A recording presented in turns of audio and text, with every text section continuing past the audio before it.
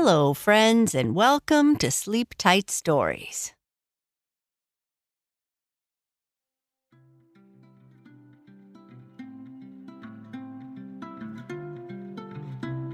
Betsy and Puddles have gone to look for the apple trees that Betsy remembers seeing as she was wandering before she came to Farmer Vernon's farm. When they arrive, they see lots of apples and decide to have a treat before they get some to take back.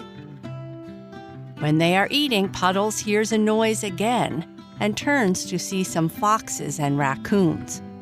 And they don't look happy. Puddles and Splash, The Mystery of the Missing Apples, Part 3. The air in the clearing had a sudden chill to it. It grew silent, save for the rustle of leaves, the distant calls of forest birds, and the unmistakable sound of a low growl from the foxes and raccoons. Betsy and Puddles stood in the center, surrounded by a circle of cranky foxes and raccoons. There was a noticeable tension in the air, and Puddles started to feel a little bit frightened. After all, despite his intelligence, speed, and bravery, he was but one small piglet. Betsy was big and had more experience dealing with unfriendly animals, but not this many, and not when she was so far from a barn. Puddles thought to himself, "I am brave. I am brave. I may not be as big and strong as Splash, but I can do things too." He then took a great big breath and said, "Hi there, my name is Puddles, and this is Betsy. We are animals on Farmer Vernon's farm." A fox with a distinctive white streak across his face stepped forward from the group. His eyes glinted with a mix of mischief and menace. "Well, well, well," he drawled, his voice dripping with sarcasm. "What do we have here? A cow and a pig, far from their barn." Betsy thought he didn't sound like a very nice fox. Puddles shuffled his hooves nervously. "We were just looking for more apples," he mumbled. "Our other apples mysteriously disappeared." "Your apples?" laughed a raccoon with a crooked tail. "You mean the apples we've rightfully taken." Betsy, trying to keep her composure, spoke with authority. "Those apples and these here belong to the farm. If you took those apples near our barns, you've stolen from us." The fox with the white streak smirked. "The forest, lands, and their bounty are for everyone. Farmer Vernon fenced up lands and claimed them. Why can't we take what's on the ground and in the trees?" Another raccoon piped up. "Yeah, and why should we go hungry while you have a feast? It's just a treat for you animals. Some of us have had nothing to eat for a long time, what with that big angry dog chasing us away from your barns all the time." Puddles' eyes widened. "Huh? But we didn't know you were hungry. There's enough on the farm for everyone. We could have shared with you if you just asked." The fox leaned in closer, his nose almost touching Puddles. "We don't ask. We take. That's the way of the wild." Puddles shuddered. This fox and raccoon really weren't very friendly. Betsy, gathering courage, said, "We might live on a farm, but we understand the wild more than you think. We are all animals trying to care for our families. Stealing isn't the answer." A younger raccoon with bright, curious eyes hesitated. "I didn't want to steal. I just followed the others. I heard tales of juicy apples lying on the ground and falling from the trees. Who could resist? But I didn't want anyone else to go without. We still have most of the apples from your farm. We could share them with you." The fox with the white streak shot a warning glance at the young raccoon, but then turned his attention back to Betsy. Tales of sharing and understanding sound lovely for bedtime, but this is reality. And in reality, we have your apples, and I don't plan on sharing. Nor do I plan on sharing these. Puddles gulped but stood his ground. "What do you want from us? Why surround us and be so angry? Just let us go." The fox looked amused. "You think it's that simple? Maybe we want more than apples. Maybe we want all the food on the farm." Puddles frowned. "But that's not for you to decide. The farm belongs to Farmer Vernon and the animals. Please, reconsider. Sharing food is the best way. We can tell Splash and Farmer Vernon about your plight." "We have you surrounded," sneered the crooked-tailed raccoon. "You are in no position to negotiate."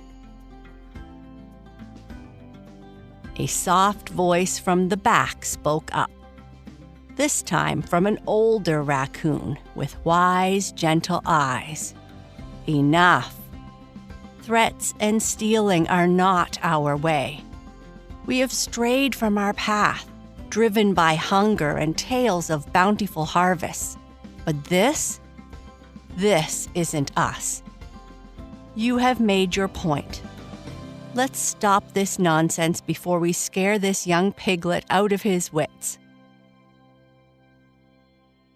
The fox with the white streak looked ready to respond, but the older raccoon continued.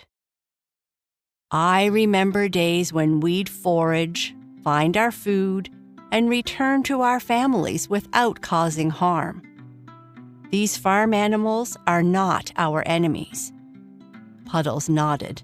"We really aren't. There's always a middle path, a way to get along." The group began murmuring among themselves. It was evident that opinions were divided. While some foxes and raccoons seemed to realize the gravity of their actions, others appeared restless and eager for more. Betsy sighed. "Let us go, and we'll come back with help. We know about your situation now. If foxes and raccoons can work together, then certainly we all can," Puddles said with a tinge of hope. The fox with the white streak looked skeptical, but intrigued. He was a hard fox, but though he sounded scary, it was only his way of showing leadership. His original goal was to scare the pig and cow so that they would never come back to eat these apples again, nor would they try to stop them next year from taking the ones close to the barn. He had never considered asking for help. "Fine," he said, flicking his tail dismissively. "We will be waiting for you here." As the circle of animals began to disperse, Betsy and Puddles exchanged relieved glances, happy that nothing bad had happened. Betsy and Puddles made their way back to the barn, happy to have solved the mystery. The raccoons and foxes were working together to take the apples, but the reason they did so was to feed themselves and their families. While the animals on the farm treated the apples as nothing more than a treat, the foxes and raccoons wanted them in order to survive. After walking as fast as possible, they finally saw the barn in the distance. Approaching the barn, they were greeted with concerned faces from the other animals, including Chester, the rooster who got everyone up in the morning and helped guide the chickens out the barn door. "What happened? Did you solve the mystery?" Clara, a motherly hen, clucked as she waddled over. Betsy and Puddles relayed their encounter with the foxes and raccoons, emphasizing the urgency of the situation. As they spoke, a crowd of farm animals gathered around, each trying to offer their solution. "We should fortify our fences," suggested Tina, a sturdy old cow. "That won't solve the root issue," countered Daisy, a wise old chicken. "We need to help them. We have plenty of food, and they, for now, do not." Ollie, another chicken perching atop of the barn, spoke up. "While you and Betsy were off trying to find the other apple trees, I talked to one of the barn cats. Apparently, there is yet another grove of apple trees on the far side of the farm. It's wild and vast, untouched for years. If we share its location and help them find it, there might be more than enough apples for them." Puddles' eyes lit up. "That's a wonderful idea. And we don't really need to have apples. It's just a treat after all." Betsy nodded. "We'll have to show them, let them know we want to help." As they were murmuring about their idea, Splash walked in amongst the animals that had gathered. "Foxes and raccoons can't live on apples alone," he said. "It's a great start, but they will need more. I will talk to Farmer Vernon and let him know what has been happening. We may at times be at odds with foxes and raccoons, but that is no reason for them to not have enough food to eat. Chickens, why don't you create a map of the old orchard that we can deliver to them? Cows and pigs, why don't you gather some excess feed and we'll hook up a cart to take it to them?" With that plan in mind, the farm animals worked hard. They collected the food they were to have for dinner and, with the help of the chickens, made a map that marked the location of the old apple grove. Before Puddles could retire for the evening, Splash walked up to him. "You were really brave today. Trying to help a bunch of cranky raccoons can be scary. And that fox certainly didn't act very friendly toward you," Splash said. "How did you know?" Puddles said, surprised. "I had followed the fox and raccoon tracks through the back fields of the neighboring farm, found where they kept the apples, and then followed them to where you all met and had your confrontation." "Why didn't you intervene? One look at you and they would have all scattered." "I thought you and Betsy handled it very well. Sometimes giving animals a chance to talk and just listening to their concerns is the best approach. If I had jumped in, we might never have found out that so many of them were going hungry.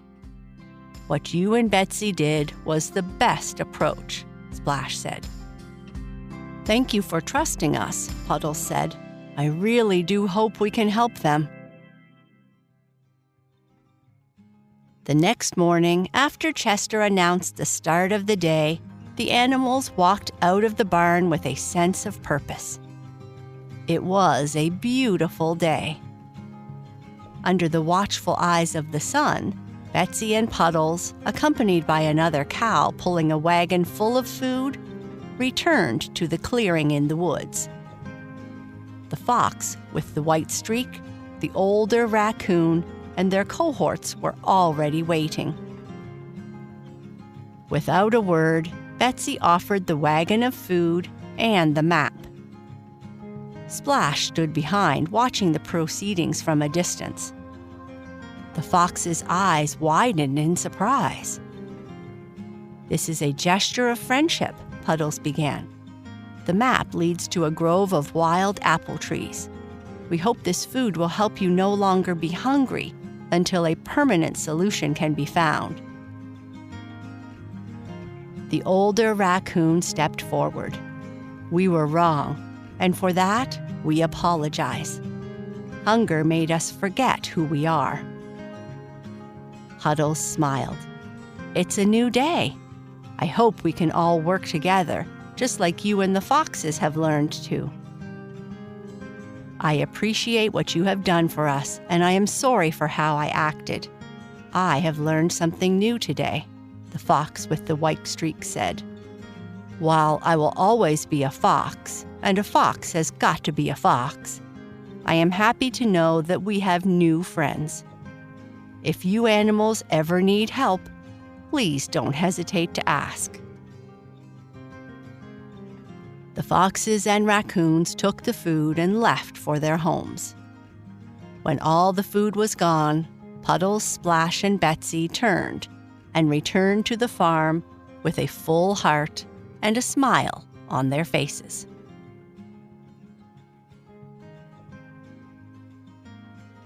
And that's the end of our story. Good night. Sleep tight.